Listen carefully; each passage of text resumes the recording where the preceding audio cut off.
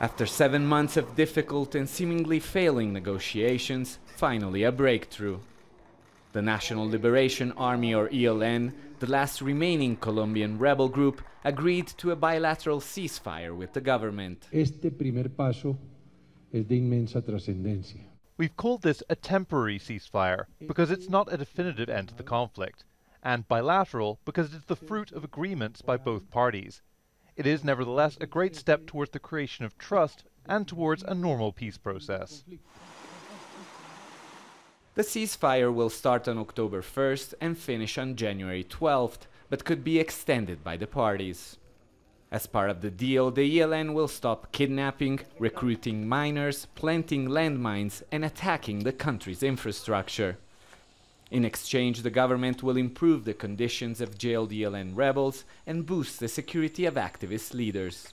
Para nosotros es un reto. It's a challenge for us to comply with all the agreements that we've acceded to.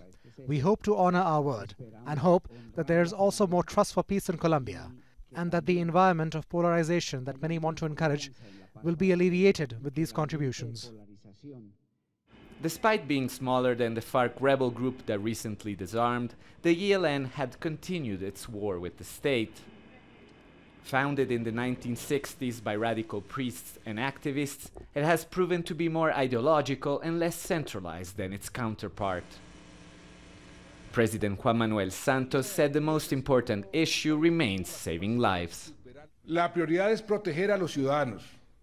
The priority is to protect citizens, so during this period kidnappings, attacks on oil pipelines and other hostilities against the civilian population will cease. It's the first time that the sides agreed to a ceasefire in more than 50 years of war, and it was struck just 48 hours before Pope Francis lands here in Colombia. The negotiators had long said that the Pope's trip would have been a good opportunity to call for a ceasefire, which will no doubt bring a measure of hope and relief to the people most affected by this conflict. Alessandro Rampietti, Al Jazeera, Bogota.